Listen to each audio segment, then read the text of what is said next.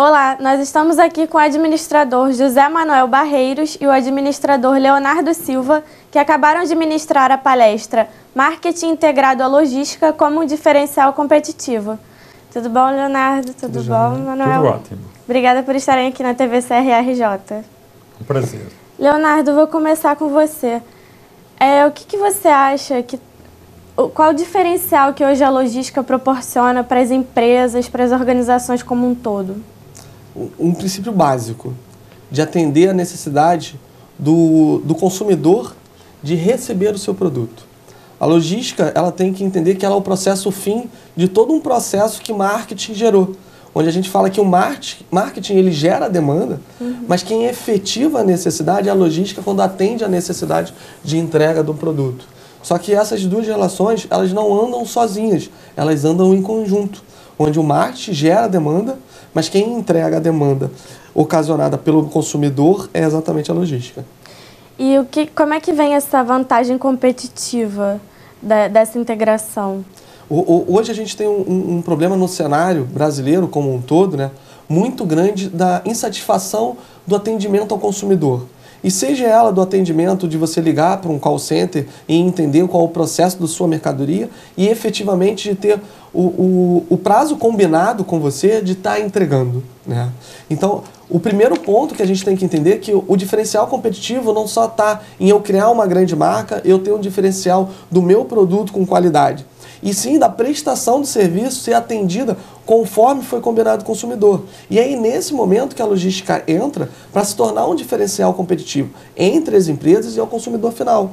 E muitas vezes não está satisfazendo, mas está satisfazendo muito mais uma necessidade que antes ele tinha por 5, por 6 dias de entrega e eu surpreendê-lo entregando 3 dias ou 4 dias. Porque no momento que eu atraso um dia, eu gero uma insatisfação muito grande. Mas no momento que eu entrego antes do prazo estabelecido para ele, eu estou surpreendendo. E não só na relação de indústria e consumidor final, mas também na relação B2B, onde eu entrego para empresas, onde o meu processo logístico faz com que eu me torne diferencial para que a empresa não tenha a necessidade de ter um estoque físico tão grande, gerando um custo financeiro muito grande, que esse estoque fique comigo na indústria. E que esse processo de logística se torne um diferencial para eu poder atender a necessidade da indústria. Você acha que falta essa percepção nas organizações de que o investimento que gera essa eficácia, no final tem o menor custo? Você acha que as empresas ainda não pensam dessa forma? É porque hoje todo mundo, quando pensa em custo, pensa em redução. Né? E aí as pessoas não entendem que o custo está atrelado à eficácia. E a eficácia, em alguns momentos, é investimento maior. Mas esse investimento é num primeiro momento. E esse primeiro momento de investimento se torna numa redução de custo num futuro muito próximo, às vezes. Às vezes é de médio ou longo prazo, mas a cadeia inteira ela ganha rentabilidade nesse sentido, né? Quando a gente fala de questão de logística e voltada à rentabilidade, a gente estudou, a gente tem várias pesquisas. Se eu reduzo 1% no meu custo logístico, eu tenho uma rentabilidade 12% maior na minha lucratividade. Mas não quer dizer que eu tenho que diminuir o meu processo. Quer dizer que eu tenho que ter mais eficácia no meu processo logístico. E muitos momentos de eficácia quer dizer em investimento. Eu estou oferecendo uma qualidade de serviço melhor. José, você estava falando na sua palestra, a gente acabou de falar também sobre o atendimento. Você acha que as empresas brasileiras ainda apresentam muitas falhas no atendimento ao cliente? Muitíssimas, não digo muitas, digo muitíssimas. Elas ainda não têm a percepção que o atendimento pode ser um grande diferencial. Muitas vezes, quando você vai a uma empresa, por exemplo, varejo, os produtos são iguais em qualquer loja, são semelhantes, o preço muitas vezes é muito semelhante, as condições também, mas muitas vezes o grande diferencial passa a ser o atendimento. Tanto assim é que, na prática, quando você vai a uma loja de varejo e você é bem atendida, provavelmente você vai faltar e mais, você vai procurar aquele vendedor que atendeu você. Com certeza. Então, isso é um diferencial. Isso é importante. Esse atendimento de qualidade também depende muito de como o funcionário está dentro da empresa. Você acha que as empresas hoje também não motivam seus funcionários? Depende de diversos fatores. Repara bem, hoje um funcionário ele tem que ser olhado com duas vertentes. O seu aspecto técnico e o seu aspecto comportamental. E para qualquer funcionário desempenhe bem a sua função, algumas condições previamente são estabelecidas. Primeiro, que ele tenha aptidão para aquilo que se propõe fazer. Quando falo em aptidão, falo ter jeito. Mas ter jeito não significa que ele tenha a técnica. Então, ele precisa de ser capacitado, ele precisa de ser treinado. Repare bem, quanto maior for a sua aptidão, maior é a facilidade dele adquirir a técnica. Mas essas duas variáveis não são suficientes se ele não estiver motivado. Ele tem aptidão, ele tem técnica, mas a empresa não lhe oferece condições. O relacionamento dele com a empresa ou dele com o chefe não é satisfatória. Então, hoje, um dos grandes problemas das empresas é a motivação. E aí, agregado a isso, vem outro fator fundamental. Você, como qualquer jovem, vai chegar a um ponto da sua vida profissional que vai conhecer muitos chefes e muito poucos líderes. Essa é outra lacuna que existe hoje, de líderes. O que você acha que torna um líder? Quais são as características? Acima de tudo, é uma questão cultural e é uma questão comportamental.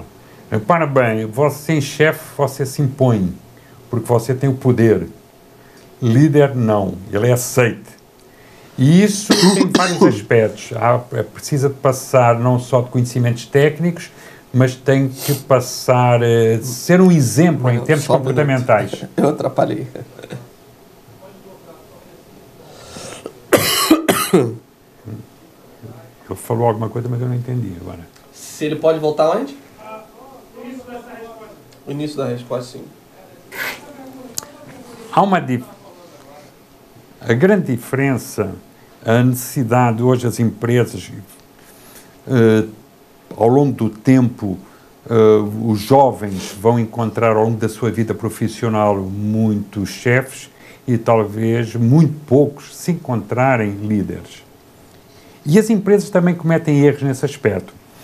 Muitas vezes, repare bem, as empresas, num processo errado, promovem indivíduos a cargos de chefia porque eles têm competência técnica, mas não significa que eles tenham competência para ser chefe.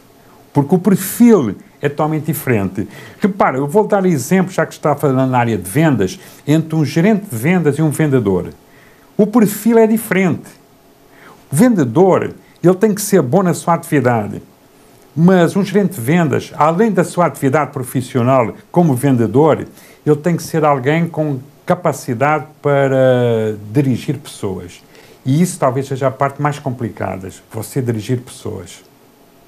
O Leonardo é gerente de vendas, né? Quais foram as maiores dificuldades que você encontrou?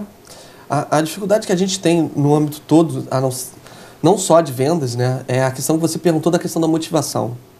E o grande diferencial de motivar, primeiro você tem que entender o que motiva cada pessoa.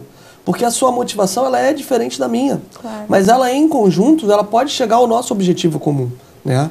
Então você entender o perfil do seu colaborador, ele é fundamental para você que possa motivar. Alguns são motivados para que tenham um salário melhor. Outros são motivados para um ambiente melhor, um ambiente mais saudável. Outros são motivados para reconhecimento daquilo que faça. E você entender a particularidade de cada um para que o objetivo maior seja alcançado é importante a liderança, né? É como o Manuel falou, existe uma diferença muito grande quando eu imponho a minha posição de que eu sou chefe. Mas a questão do líder é que ele consiga fazer o seu resultado através da sua equipe. E entendendo o particular de cada um da sua equipe, que a gente consegue fazer o resultado. Se você tem uma equipe muito grande, você não consegue ter o direcionamento de cada um. E aí você começa pegando os ícones de cada segmento, de cada supervisor ou até do vendedor, que ele transpasse para cada um, para que esse pequeno ponto que você conseguiu assimilar se transforme num grande e aí você consiga chegar ao seu objetivo. Nesse ponto, vocês acham que essa nova geração ainda tem uma visão muito limitada nas empresas? Porque quando elas ascenderem de cargo, elas precisam ter uma visão geral da empresa e hoje parece que elas são treinadas para só fazerem a sua função. O que eu acho hoje da nova geração, né, da geração Z, a gente não fala mais da geração Y, é o imediatismo, né? Eles acham que por ter se especializado em alguma coisa, eles se tornam generalistas. Esse é o ponto, é quando você se especializa, você é bom naquilo. E para poder você crescer, para você poder almejar um cargo de gestão, você não pode ser especialista. Você tem que ser generalista. Você tem que ser especializado na sua principal função, mas você tem que entender um todo. Você estava perguntando a questão do gerente de vendas e o Manuel estava colocando aqui. Não adianta só eu entender, a gente estava conversando antes, o papel do vendedor. Ele não adianta só entender que ele tem que vender, ele tem que entender o seu negócio. E é esse ponto hoje do jovem, da geração Z. Né? Ele acha que ele entrou numa empresa, ele já tem um conhecimento, hoje ele tem uma informação muito grande, ele tem que ser promovido. E ele não ser promovido gera uma desmotivação. E aí o que acontece? Ele vai para uma outra empresa. E aí nessa outra empresa ele começa muito bem, começa a desenvolver muito bem. Ele se acha já apto a ascender e a ter uma outra profissão, a ter um outro cargo. Quando isso não acontece, ele se torna desmotivado. E esse ciclo não para. Né? No momento que a gente entender que hoje a geração Z ela consegue ser muito mais produtiva, porque a linha de raciocínio ela é mais rápida, porque a quantidade de informação que ela tem é muito mais dinâmica, a quantidade que o jovem consegue se conectar a várias coisas ao mesmo tempo se torna um ponto atrativo hoje no mercado, ela tem que entender que o resto também é importante, o conhecimento, a experiência, e isso vai galgar o crescimento da escada profissional da hoje a geração Z. Tá bom, muito obrigada, Leonardo, muito obrigada, Manuel. Vocês querem acrescentar mais alguma coisa para os estudantes e administradores que estão nos assistindo? Eu acho que hoje, eu queria acrescentar, primeiro agradecer o Conselho, o CRA, de ter a oportunidade de estar falando aqui. Eu acho que hoje o administrador ele tem que entender que o principal ponto dele, e ele é formado, e ele vai à faculdade para ter um diploma, é que ele é tomador de decisão. Ele entende o problema, ele estuda o problema para em algum momento ele tomar a decisão. Então entendam que hoje os estudantes de administração, eles são formados para que num futuro bem próximo, em algum momento, ele possa tomar a melhor decisão dentro da organização. Eu gostaria de fazer uma colocação a partir da minha experiência e a minha convivência na faculdade, que os jovens não busquem a faculdade em busca de diploma. Diploma é importante, porque o diploma dá-lhes a oportunidade de competirem, mas quando entra no mercado são as suas competências que lhe vão permitir sobreviver e alcançar. Isso é um aspecto. Segundo, a questão cultural. Hoje há necessidade de, no mundo globalizado, estar integrado com o mundo. É necessário ler, é necessário discutir, é necessário trocar ideias. E hoje há uma ferramenta ótima, muito mal utilizada, a internet. Para mais, é pessimamente utilizada. Não conseguem tirar proveito nem 5% de tudo o que ela lhe pode oferecer. Hoje, cultura é um diferencial competitivo em termos de mercado. Muito obrigado. Obrigada mais uma vez. Obrigado a você. A gente fica por aqui. Para mais informações, você pode acessar o site do Conselho. Até lá.